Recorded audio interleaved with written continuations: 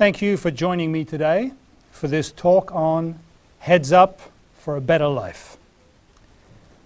When it will be time to leave this earth, chances are we will regret more the things we didn't do than the things we did do. If we messed up, we can, most of the time, make up for it. We can make amends and be forgiven. However, it's very difficult to reconcile with the things we didn't do. This talk is about inspiring you to live your life to the fullest, to fulfill your potential so that at the end of it, you can say, I've done my best. I've done my very best. And people will have been happy to have been around you. So, step out of your comfort zone. Start being comfortable, being uncomfortable. That's where the excitement lies. That's where the fun of life lies.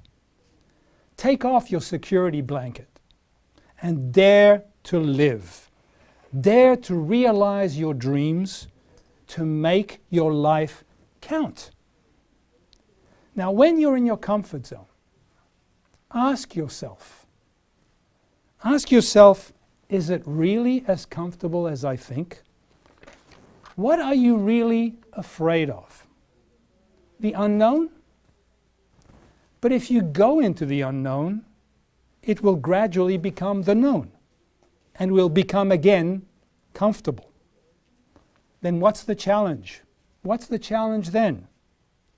Look for another unknown. That's how we grow in life. Just imagine this. You have to write your own eulogy. Your own eulogy. What would you want people to hear? What would you want people to say about you in your eulogy about your own life? How would you have wanted to live your life? What would you have wanted to do? What would you want your legacy to be? And then set about living your life that way. Set about living your life the way of your eulogy. This life is very, very tough. So survival is not just an option. It's fundamental, it's crucial. Life is really a battle. It is a battle. And the battle is ranging within yourself. The battlefield is within. So, all of us need to be warriors, need to be life gladiators. And you know what? It's often when things get hard. When things get hard, that's when we learn the most. In hard times make us sit up and take notice of things and learn what we need to learn. But very often, we're a tough nut to crack. We hardly learn, or we learn the hard way.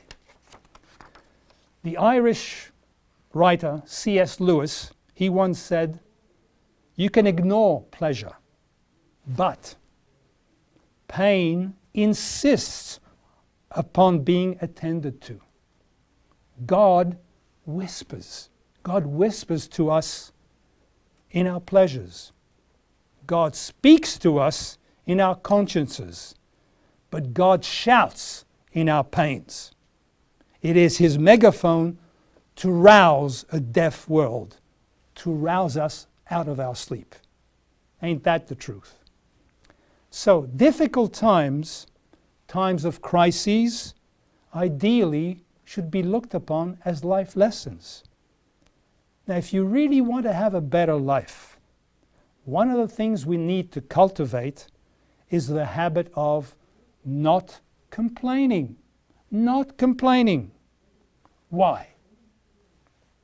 Because it's a very negative trait, very negative habit, which will drag us down.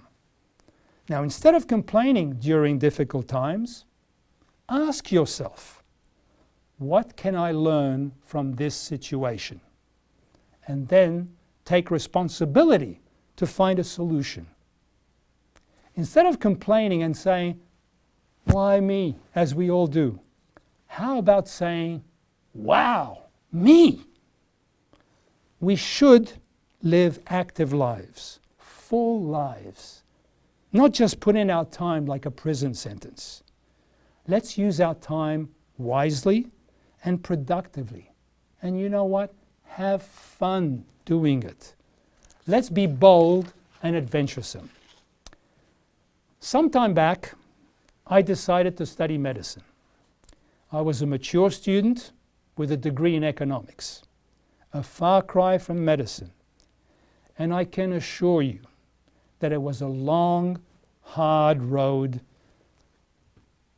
to find a university, first of all to study pre-med, and then the momentous task of getting accepted into a medical school. I pretty much applied all over the world. I got into first year in France and second year med in Italy. They gave me credit for my pre-med studies. Just a little detail, I did not speak Italian. And that's what I mean. In life, if we want to have a productive, a fruitful life, we need to be brave and gutsy. And Italy afforded me that great opportunity. So, do something every day that you're afraid of doing and that you don't want to do, but that's good for you. Build your own life. No one else can do it for you. Don't miss opportunities that life hands you. I'm telling you, how many opportunities did I miss in life? How many opportunities have you missed in your life? Don't be like dumb cattle. Dumb cattle driven by others with no particular goal or direction. And don't be like most people living a life of muzzled anguish. Yeah, muzzled anguish. We are much greater. We're much better than that. As the Swedish diplomat said, his name was Dag Hammarskjöld, he once said, we're not permitted to choose the frame of our destiny, but what we put into it, that is ours. Maybe we're somewhat limited by the package in which we arrive. You know, our physicality, our family, etc. But what we put into the frame of our life, that's totally up to us. It's our responsibility. So don't be satisfied with mediocrity. Life is full of possibilities. You know, when you go for a job interview, the cliched saying is, make a good impression. You don't get a second chance to make a good first impression. Well, I've got a question for you. Do you just want to make an impression? Or do you want to make an impact? Do you want to inspire people? Now, as we live our daily lives, let's think of the legacy we're leaving behind for other people, now, and for future generations. By your inspiration, maybe, just maybe, it's possible that some other person who is working hard, who is striving, may see the way you live, the way you conduct yourself, and she or he may perk up, buck up, and be encouraged. This way, we can inspire others. We can leave an imprint on life. My wonderful wife, Nevenka, once said to me, okay, so you say you love me. What else you got, she said. What else you got? Can you imagine that? She said, it's nice that you love me. Show me. You know, it's great to say nice things, to say inspiring things, but it's so much better to do them. And this world is in dire need of demonstration, rather than just speaking or just nice words. So in life, don't just talk. Do.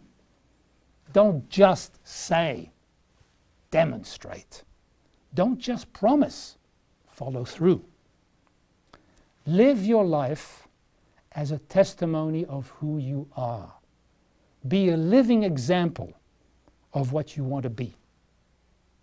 Let today, this day today, be the day.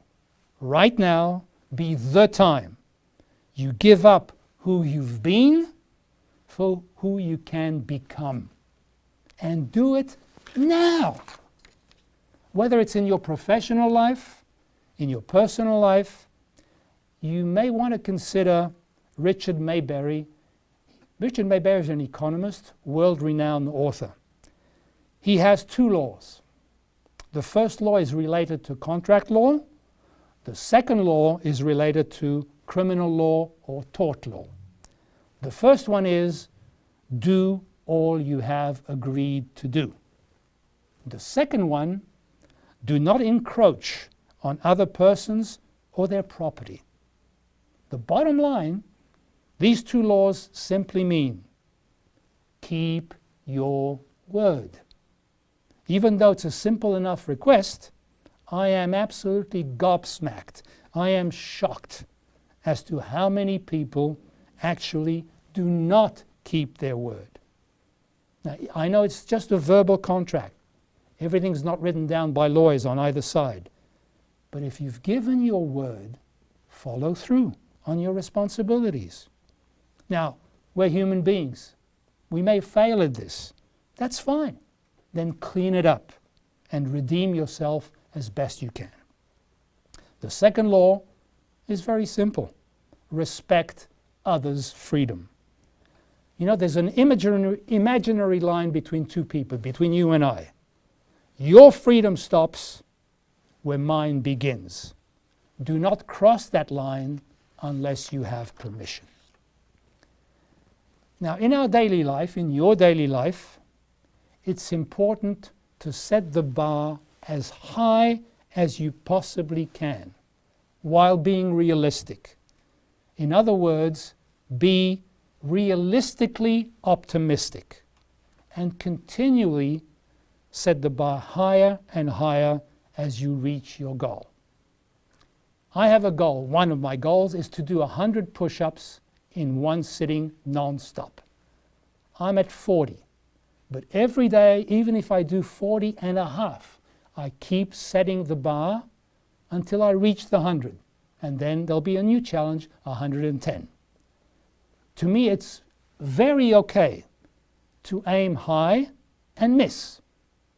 At least you may go halfway. So if you aim for the stars and you get to the moon, that ain't bad.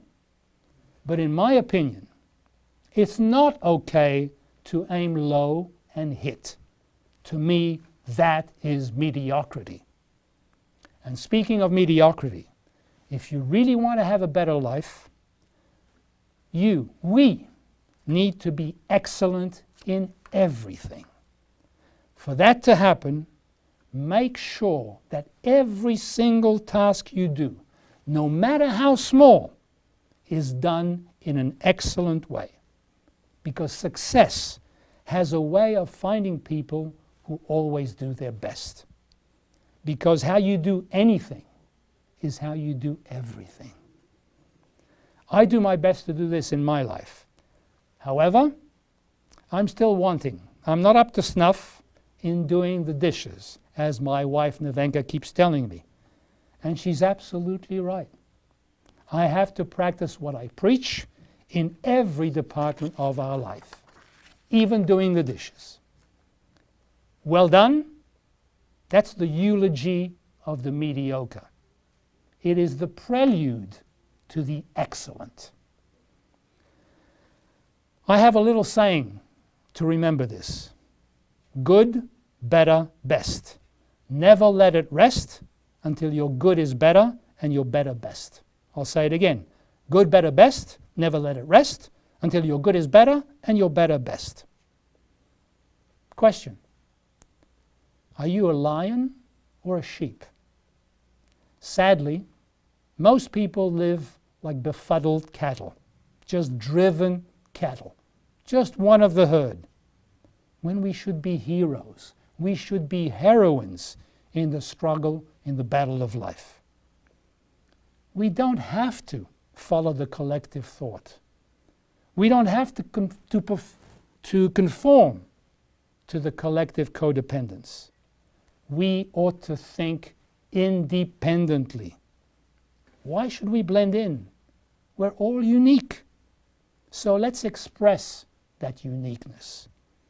Don't copy or imitate anyone else. Be you, the unique you. And you know what? Copying is just being fake. And really, I reckon it's attempted suicide. You are killing your authentic self.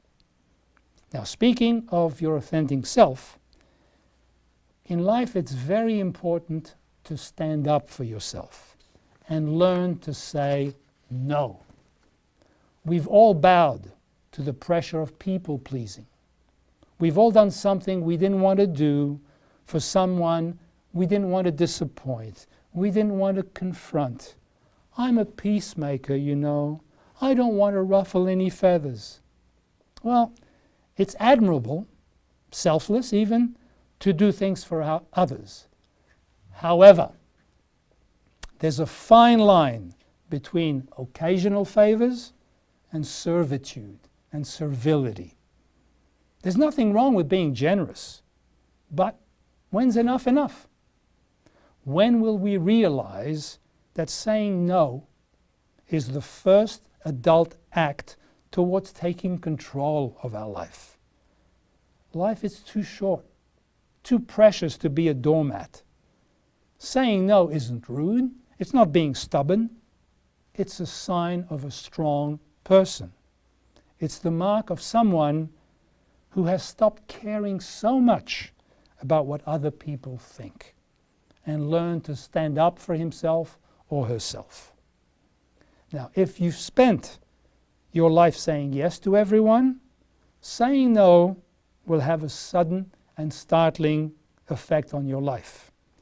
And you may lose some people. That's par for the course.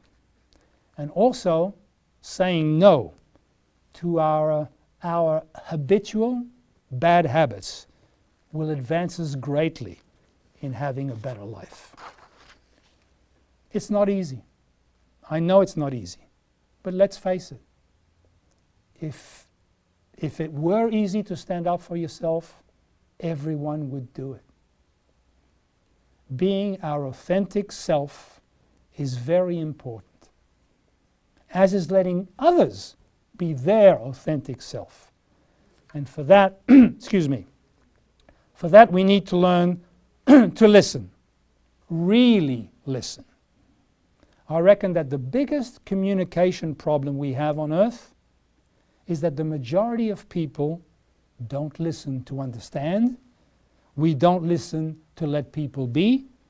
We don't listen to learn. Most of us listen to reply. While the other one is talking, we're already formulating our reply in our minds. This is a recipe for chaos. And in life, if everybody's doing it, don't do it. Most people follow the majority. When you begin to think like the majority, I think it's time to reevaluate. Why just follow the crowd? Because for the most part, public opinion, the so-called conventional wisdom, caters to the lowest common denominator. Is that what you want for your life? Don't be scared of being different. Be scared of being the same as everybody else. And do it now. Now.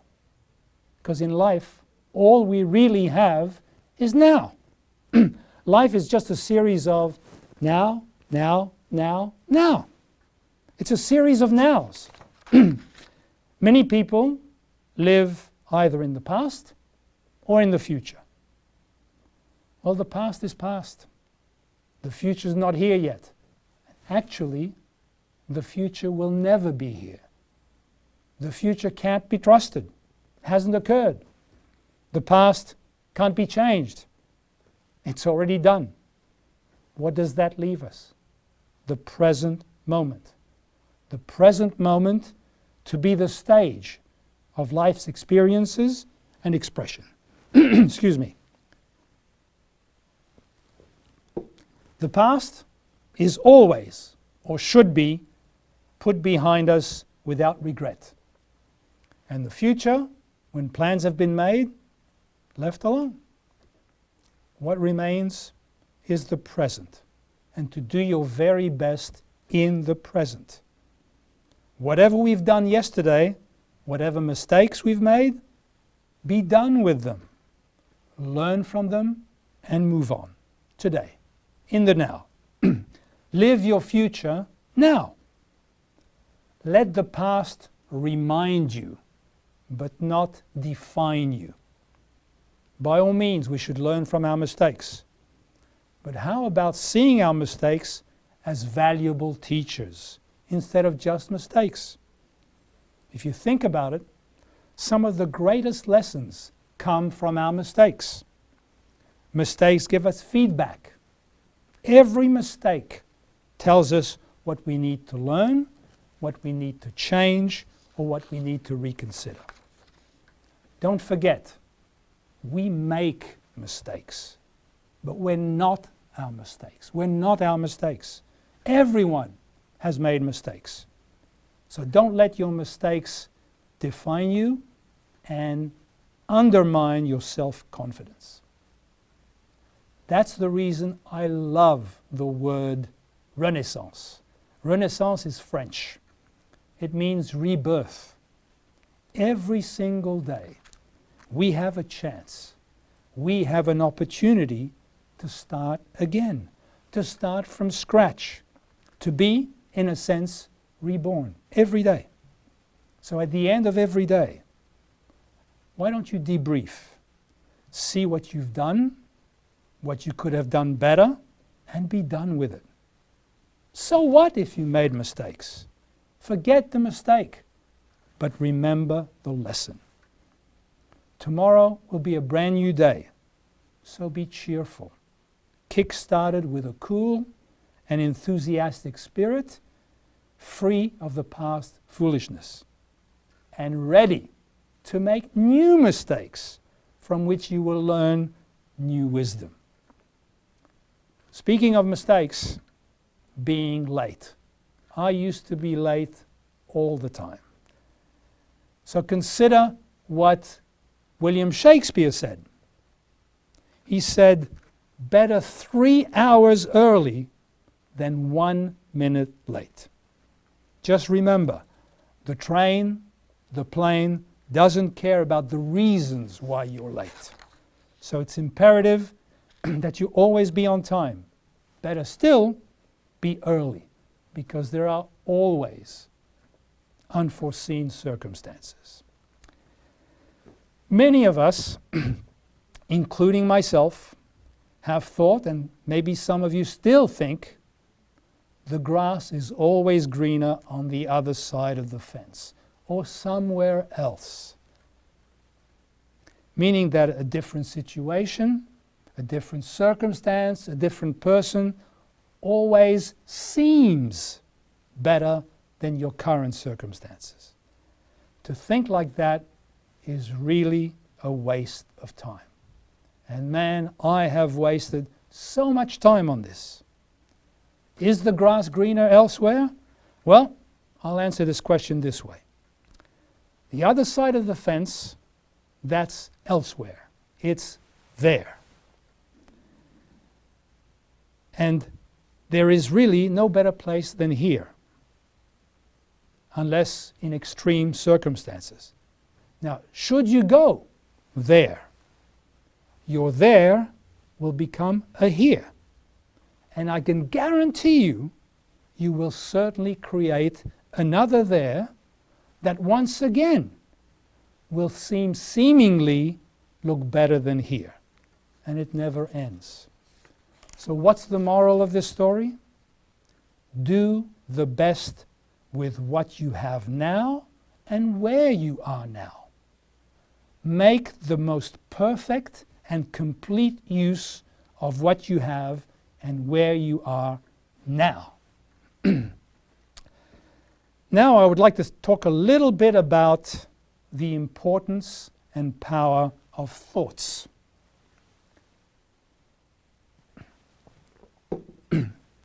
Every thought, every word, every action either pollutes or contributes to your life.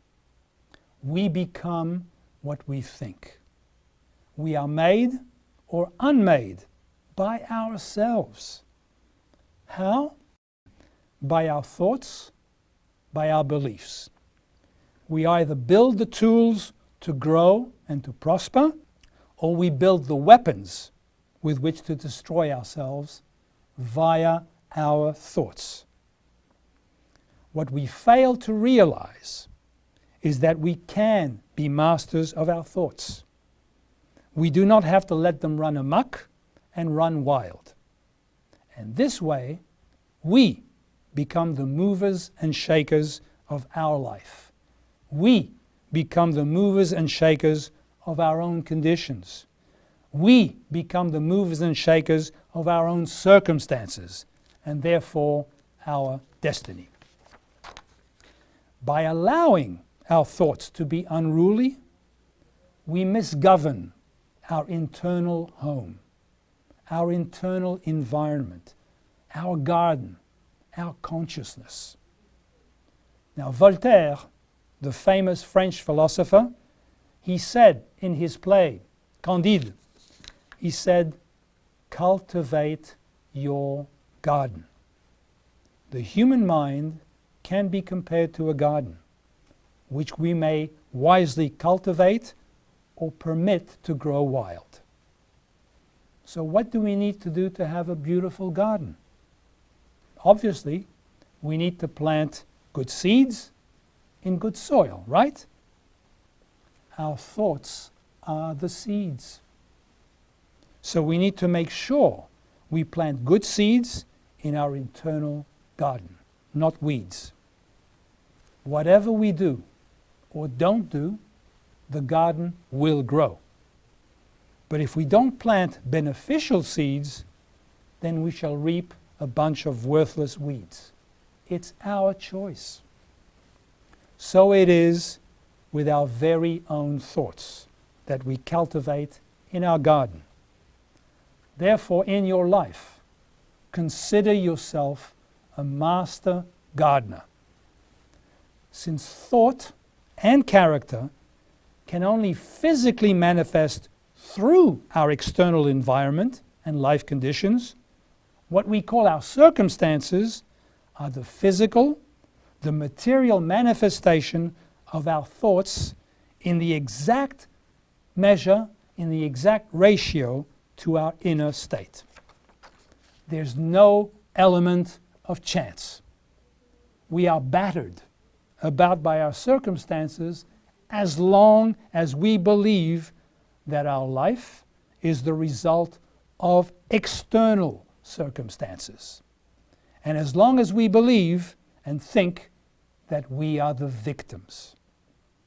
But when we come to the realization that we are the creators of our life via our thoughts, our inner garden, then we are in charge of the seeds from which circumstances arise.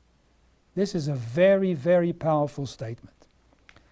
Now, earlier I mentioned that I went to Italy to study medicine, not speaking Italian. You know what? I managed by sheer persistence, by positive thoughts. I promise you, I went through some very, very, very dark times. But I simply wouldn't give up. And I passed exams, and most exams in Italy are oral exams.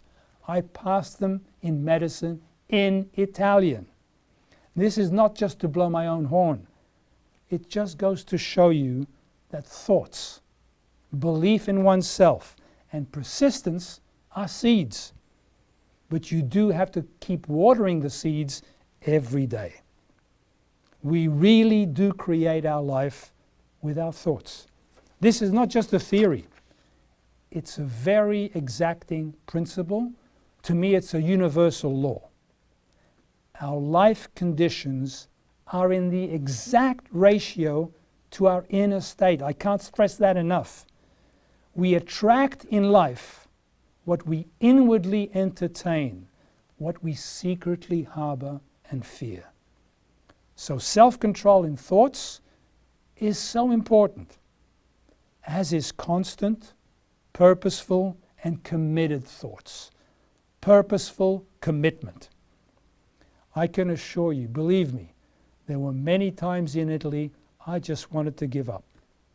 But every feeling thought, which is thought backed by feeling, every feeling thought takes root and will eventually manifest. And it's simple. Good thoughts bear good fruit. Bad thoughts bear bad fruit. It's as simple as that. Then the outer world just becomes a mirror of our inner world. Just like a farmer, we become the reaper of our own harvest. As Mahatma Gandhi said, I've modified it somewhat, your beliefs become your thoughts. Your thoughts become your words become your actions. Your actions become your habits and your character. And your character and habits become your values. Your values become your destiny. So in fact, in life, we do not attract what we want. We attract who we are. I'll repeat that because it's so true. We don't attract what we want. We attract who we are. And who we are is shaped by our feeling thoughts. We're shackled and held back only by ourselves. We are our own very jailers, imprisoned by our own thoughts. Imagine that. So you have to be careful of your feeling thoughts and make sure that you harmonize your words, your actions with your thoughts. Otherwise, you're sending conflicting messages. As I mentioned before, the great majority of us live lives of muzzled anguish. We're desperate to change our circumstances, yet unwilling. We are unwilling to improve ourselves or to change our thinking ever so slightly. Now, does this make sense to you? It doesn't make sense to me. It's a strange thing, you know. We say we want to improve our lot in life. But when push comes to shove, we're unwilling to improve ourselves. We often do nothing. And you know the problem with doing nothing? You don't know when it's over. Let's take the example of obesity. Many people in our society are overweight. Now, as a society, we spend huge amount of money to go on these crazy diets.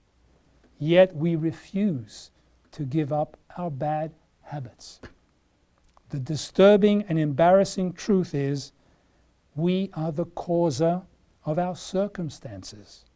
Although, to be fair, for the most part, unconscious of it. Now, I have a crucial question for you. Are we willing to accept that where we are in our life is because of our own creation? We did it all. We do it all. Just to admit that is a critical and momentous first step. Denial of this is a non-starter. We can create our own destiny. So let's not waste our life.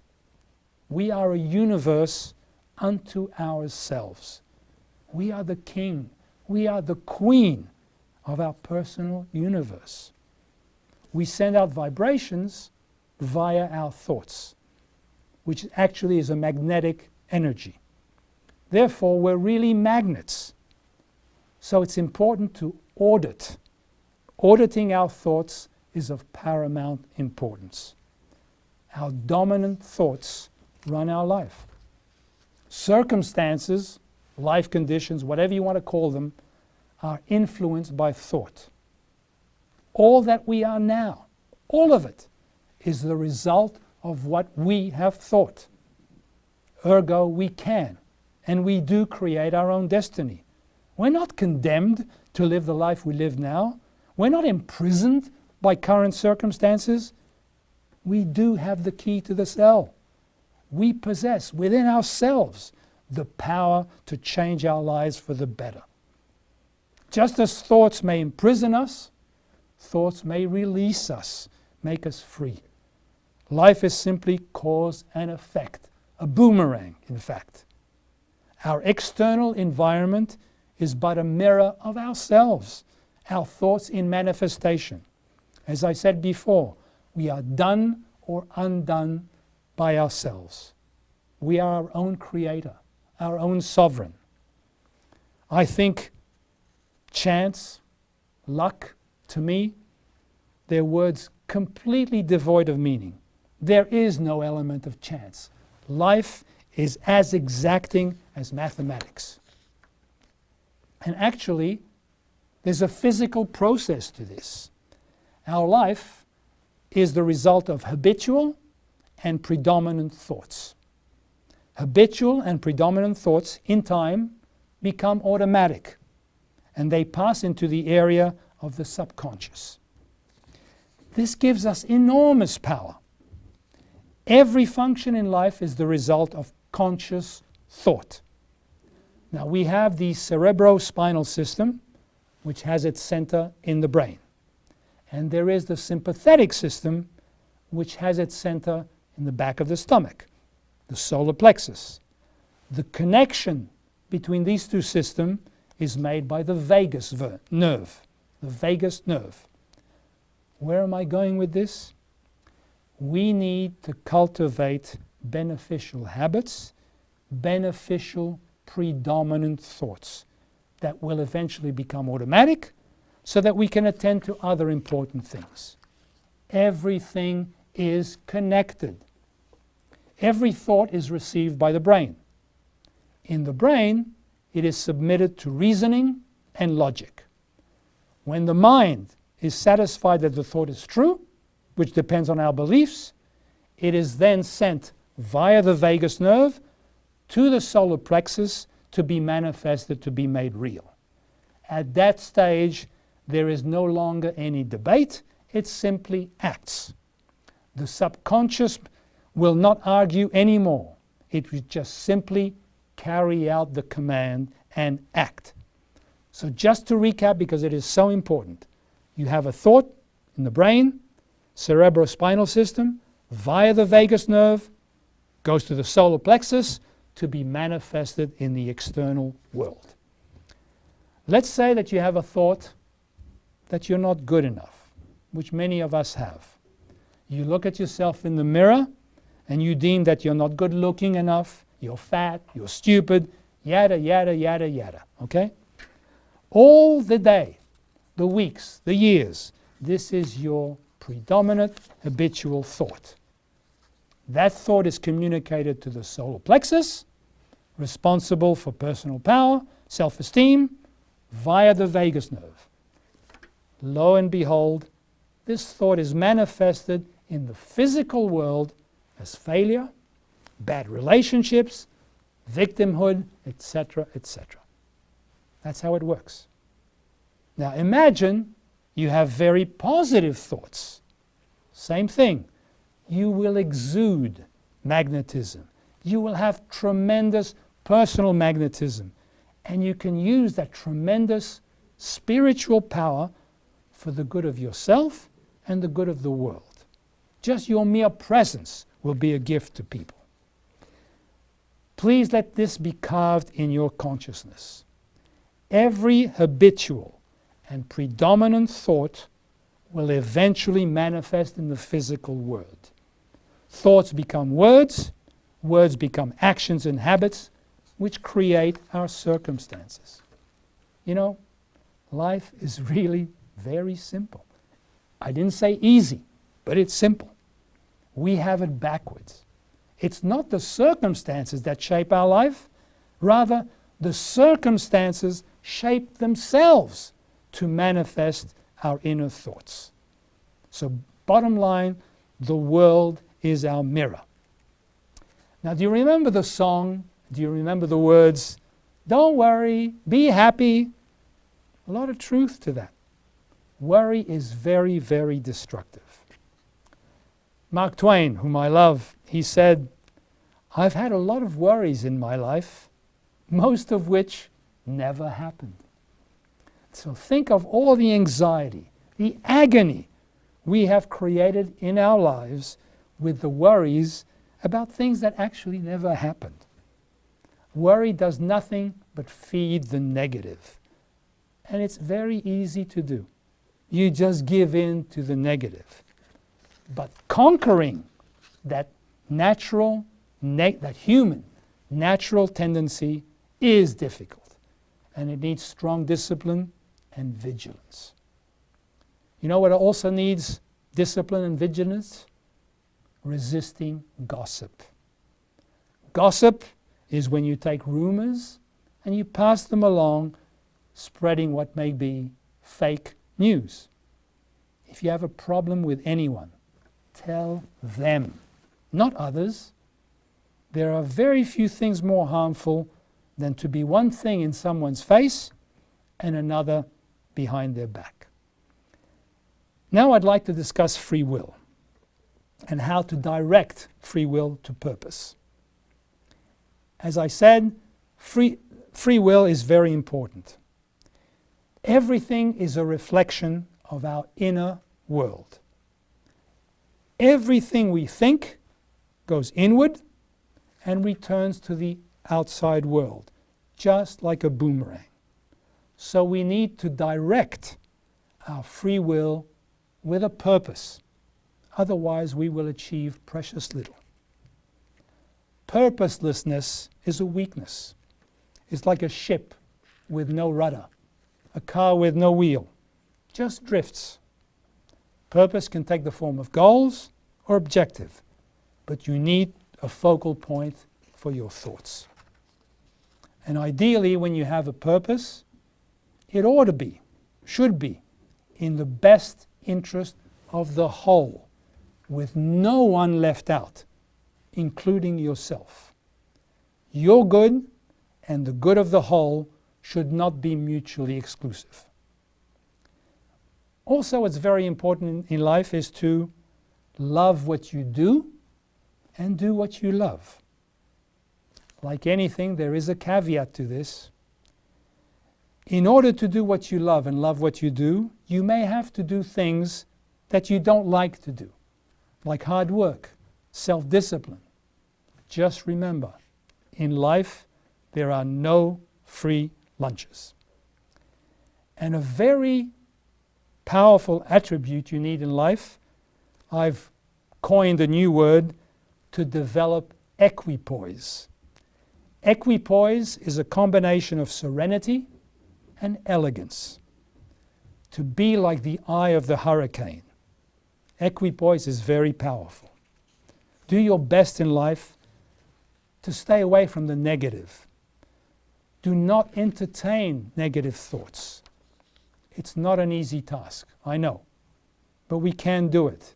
And we gain permanent strength exactly to the extent of the effort required to overcome our negative thoughts. In this life, if we are to accomplish little, we sacrifice little. If we are to accomplish much, we must sacrifice much. If you want to accomplish great things, you must sacrifice greatly. Your choice, my choice, our choice. Our free will. That's why thoughts are so important. Just let me give you a practical example. Let's say you want to be rich. You want to be rich, okay? So you begin to think rich. But when it comes to words, when it comes to action, you constantly speak and act poor. You say things like, I can't afford this. Money doesn't grow on trees, you know. Money is the root of all evil. All that good stuff. Now, if our words and actions are not in sync with our thoughts, we're giving our subconscious conflicting messages which will cancel each other out. Nothing in life happens by chance. Everything which happens to us or doesn't happen to us has everything to do with our way of thinking, our perception of things, our perception of ourselves, and our inner consciousness. Simply, we are what we imagine, what we believe, what we think.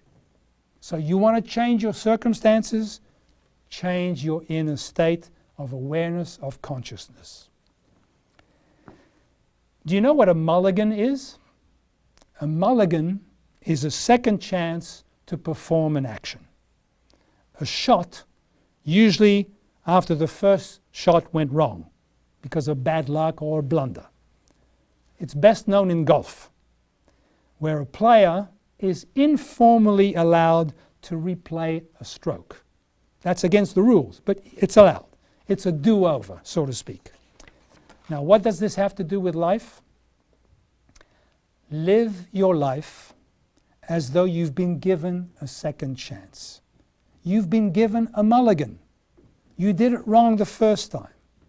So before you think, before you speak, before you act, pause. Are you about to make the same old mistakes? Ask yourself, is it right? Is it fair? Is it true? Is it kind? Is it necessary? What will be the repercussions of my action? Do the things that are good for the whole, with no one left out, which includes yourself, by the way. This is, in a nutshell, is repercussion thinking. It turns hindsight into foresight. So live your life as a mulligan. Make sure you get the second chance right. By the way, there is a word for this second chance. It's called tomorrow. Now, I would be absolutely remiss if I didn't talk about humor and laughter. These two faculties just give us some relief, even for just a little bit of time from the daily grind. My wife and I were coming back home from dinner at my brother-in-law's. I'm driving, and out of the blue, my wife says to me, "Would you still love me if I were fat?" Now, I am many things, but stupid I ain't. So what do you say to that? So I quickly said, "Of course I would." Then half a second later, I hurled back, "How fat are we talking about?" She absolutely lost it. She cracked up. She started to laugh. Tears were coming down her face. Tears were coming down my face. I was driving. I couldn't see. I said, "Stop. I can't drive." I had to pull over. This lasted 10 minutes. But after that, we felt so good. This is the power of humor and laughter. And you know, there's gallows humor. I don't know if you know about gallows humor. A classic example is a guy is about to be shot by a firing squad. And the captain says to the guy, "Would you like a last cigarette?" You know what he says?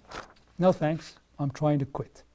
So even at that moment, he had a sense of humor. You can cultivate that. How? Be less serious in your life. Cultivate a playful attitude. Mock up laughter, even belly laughter. It'll become real in no time. Improve your joke-telling skills. Find humor in everyday life. Learn to laugh at yourself in a fun-loving way. If a crisis happens during the day, just say to yourself, will this matter in 5 years? And humor and laughter, it can de-stress. It can decrease hormones like cortisol, epinephrine. The ancient Greeks used to combine humor and laughter with therapy. So did the Native Americans. And teaching. Teachers should use humor. I mean, I taught at university in China. I used humor all the time. It's a non-invasive therapy. Now, one last thing. I would like you to introduce you to my bus. Yes, I did say bus. I'm not just one individual. I'm a busload full of individuals. What I am, what I say, what I do depends to a large extent on who is driving my bus at any given moment. If you really want to be happy, if you really want to be successful in life, you have to drive your own bus. And by driving your own bus, I mean be in control. That way you can choose your perceptions. Now, how do you do that? By giving your mind, our mind, the instructions we want. Otherwise, what do you expect? And don't forget, please, the mind is just a piece of machinery. It's an instrument. The mind cannot think, the mind cannot will, the mind cannot love, the mind cannot remember, cannot suffer, cannot enjoy. It must be activated by us. It has no will except our will. So imagine if you give the mind free rein. It's chaos. Now back to the bus. Is the driver of our bus our emotions? If so, we'll be out of control. Is the driver of the bus the mind? Now, with our fickle friends, the passions of the mind, anger, lust, greed, attachment, vanity, and what I've just said about the mind, we are letting the bus drive us. God help us. If our emotions run wild, God help us. If our fickle mind runs us, our ego will run us. We want to be cause in our life. And that means making a conscious decision on who is driving the bus. Remember, whatever you feel, think, you create. And as long as you don't run anyone over, be in the driver's seat of your bus. So our life conditions, our circumstances are no better than our thoughts. How we live our life is the most important. And whatever we do, let's keep going, let's go the distance. You know, we have no control of the events of our life, but we can control our thoughts, our beliefs, our words, and our actions. Because really, happiness is our inherent state. Happiness is our default state. And we forget that in the day-to-day grind. Just look at dogs or babies. As long as there's no imminent danger, they live in the moment. They live in the now. And they're happy. So should we emulate dogs or babies? It's not such a bad idea, you know. I have a last little story for you. I've been told that at Easter in Russia they have a tradition. It begins with a family kiss. The couple kiss each other with great tenderness. If you are alone, kiss yourself tenderly. Then they make a vow not to say or do anything negative all day long. I think it's a great habit to adopt. You can do this once a month, once a week, then maybe it might become a habit. Not a bad habit. One final suggestion. Be aware of what you're putting out there in life. Be aware of your environment, of the music you listen to, the news you listen to. because whatever's coming in will eventually go out there and bounce back like a boomerang. You know the saying, what goes around comes around?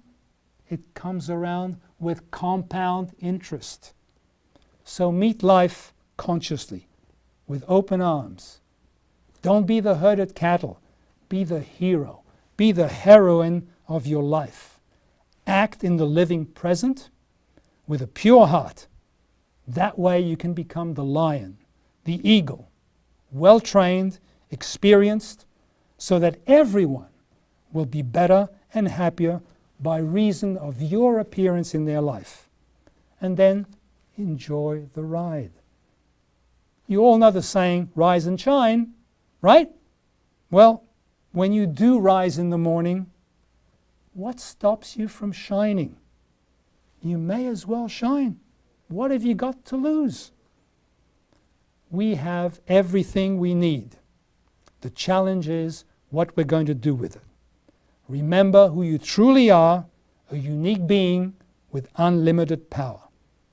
Enjoy your life, make it count. If you want to know more about me, go on my website, www.rogergian, G-I-A-N, and my book is called The Buck Stops With You. I hope I've given you something to chew on. Thank you for giving me your time. I appreciate it. Thank you.